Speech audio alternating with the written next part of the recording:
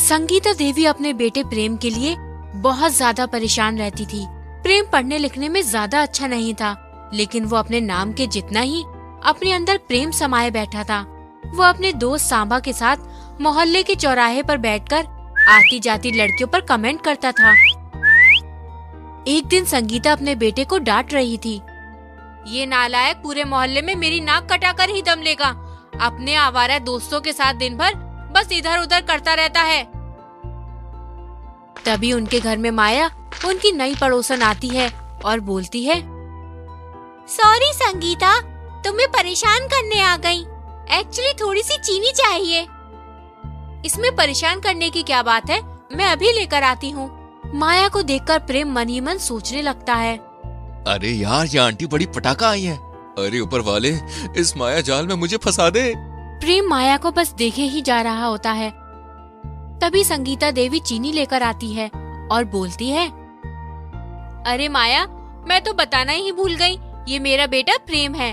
देखो ना, आज इसका रिजल्ट आया है और ये मैथ में 3 ग्रेड से पास हुआ है। अरे बस इतनी सी बात है, तुम मैथ और साइंस पढ़ने के लिए मेरे पास आ जाया करो। अरे ये तो अच्छा आइडिया है, कल से ही ये पढ़ने के लिए आपके पास आ जाएगा। अगले दिन प्रेम माया के पास पढ़ने जाता है, जहाँ माया एक नए अवतार में सुंदर सी सजी हुई होती है। प्रेम माया को देखता ही रह जाता है। ऐसे क्या देख रहे हो? नहीं, आज आप सुंदर लग रही है ना, ओ बस इसलिए। अच्छा, रोज सुंदर नहीं लगती हूँ मैं क्या? नहीं, मेरा मतलब वो नहीं था। फिर माया प्रेम को पढ़ाने लगती है, पर प्रेम का सारा ध्यान माया पर ही टिका रहता है। ये देख माया बोलती है, नॉटी बॉय, ऐसे क्या देख रहे हो? नहीं, कुछ भी नहीं, मैं तो बस। मुझे पता है तुम मुझे पसंद करते हो। अरे नहीं, ऐसा नहीं है। हाँ, पर वैसे नहीं। मैंने देखा है, मुझे छुप छुप कर देखते रहते हो। वैसे मैं तुम्हें पसंद हूँ या नहीं? पर पता है, तुम मुझे बहुत पसंद हो। प्रेम मन ही मन सोचने लगता है। अरे वाह, आज तो खुद ही बिरयानी कह रही है कि मुझे आकर खा लो।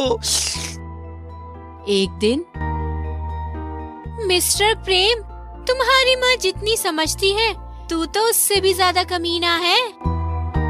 अरे मेरी जान, तुम्हें देखकर तो अच्छे अच्छों का भोलापन दूर हो जाए, फिर मैं तो पैदाइशी कमीना हूँ।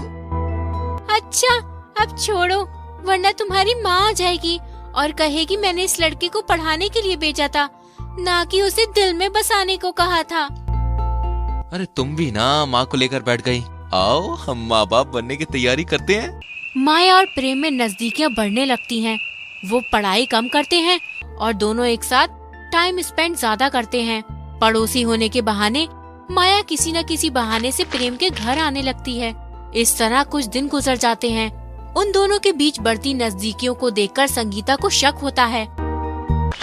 एक दिन प्रेम माया के घर नहीं जाता, तो माया परेशान होकर बार बार प्रेम को फोन करती है, पर प्रेम फोन नहीं उठाता। तो वो प्रेम के घर जाती है और देखती है कि प्रेम रो रहा है। जैसे ही वो उसके करीब जाती है, पर प्रेम उसे रोक देता है और बोलता है, बस अब ये रिश्ता और आगे नहीं बढ़ सकता। क्या मतलब है तुम्हारा? वही जो तुमने सुना।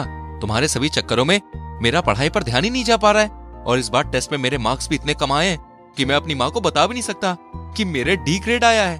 अरे मैं नहीं चाहता कि मैं फाइनल में फेल हो जाऊं। अच्छा, कोई बात नहीं, अब हम ज्यादा पढ़ाई पर ध्यान रखेंगे और मस्ती थोड़ी करेंगे। नहीं, बस बहुत हो गया, अब तुम जाओ यहाँ से।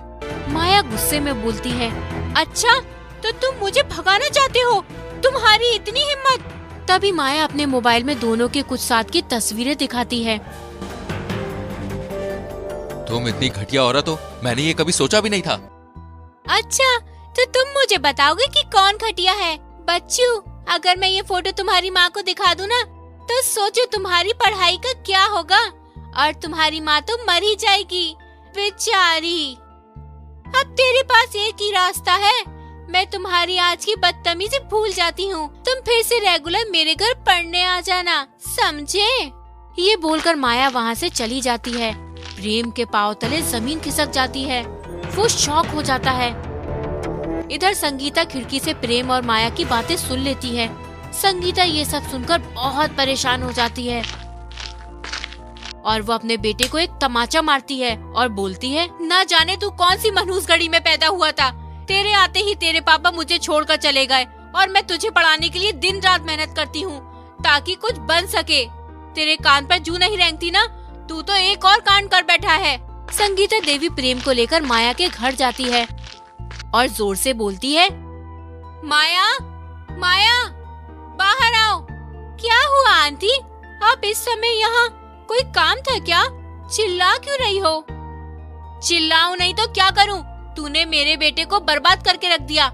मुझे पहले ही समझ जाना चाहिए था कि जो औरत अपनी उम्र की औरतों को आंटी बोल रही है वो कितनी रंगीन होगी।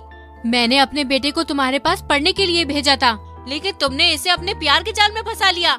अरे कम से कम अपने उम्र का ख्याल तो करती, अपनी उम्र के आदमियों को फंसाती। अरे तुम मुझ पर ये गलत इल्जाम क्यों लगा रही हो? मैंने किसे फंसाया है? तुम्हें शर्म आनी चाहिए। मैंने तुम्हारी सारी बातें सुन ली है। माया समझ जाती है उसके और प्रेम के बीच के रिश्ते के बारे में संगीता को सब पता चल गया है। फिर माया बोलती है, अरे तुम्हारा बेटा कोई दूध का दूल्हा नहीं है और मैं प्रेम से प्यार करती हूँ। तुम यहाँ से चुपचाप चली जाओ और उसका सबूत है मेरे पास जो वीडियो बनाई गई है। अगर तू ज्यादा बोलेगी तो मैं पुलिस को दिखा दूंगी। देखो तुम्हें क्या चाहिए मेरे बेटे का पीछा छोड़ने के लिए? ये हुई ना बात, पैसे की बात पहले ही कर लेनी चाहिए। अगर तू चाहती है कि मैं ये वीडियो किसी को न दिखाऊं तो मुझे 5 लाख रुपए दे दो। मैं इतने सारे पैसे तुम्हें नहीं दूंगी। मैं पुलिस को बोलूंगी कि तूने ही मेरे बेटे को फंसाकर वीडियो बनाया है। हाँ, मैंने ही वीडियो बनाया है और अब तक कई मुर्गे हलाल भी कर चुकी हूँ। अब तेरे बेटे का नंबर है, पैसे दे, नहीं तो ये वीडियो पुलिस को दिखाऊंगी। तभी संगीता मुस्कुराने लगती है। संगीता को हंसते देख माया गुस्से में बोलती है, ए बुढ़िया क्या हुआ? तुम्हें सदमा लग गया है जो तू हंस रही है? अरे तूने खुद ही कबूल कर लिया कि तू लोगों को फंसाकर उनसे पैसे लेती है, तो तेरी बात का कौन यकीन करेगा? अच्छा, हमारी बातों पर कोई यकीन नहीं करेगा, पर तुमने जो बोला है वो हमने पहले ही रिकॉर्ड कर लिया है। ये सुनकर माया भौचक्की रह जाती है और संगीता से माफी मांगती है। प्रेम के साथ वाला वीडियो डिलीट करती है और माया वो मोहल्ला छोड़कर दूसरे शिकार पर निकल जाती है। अच्छी लगी कहानी तो हमारी वीडियो को लाइक करें और चैनल को सब्सक्राइब करें और आने वाली वीडियो को देखने के लिए बेल आइकन प्रेस करें। मिलते हैं आपसे अगली वीडियो में, तब तक के लिए बाय बाय।